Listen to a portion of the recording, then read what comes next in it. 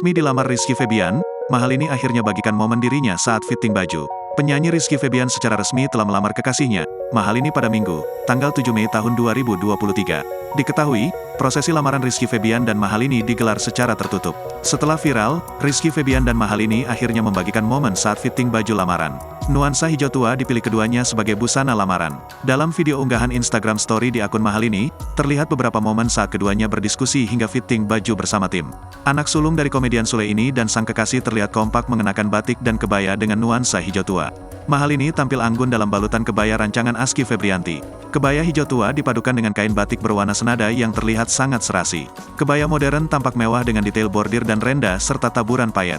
Aksen fringnya pada bagian bawah juga menambah kesan glamor. Sedangkan Rizky Febian mengenakan kemeja batik berwarna hijau tua. Kemeja tersebut dipadukan dengan celana dengan warna yang sama.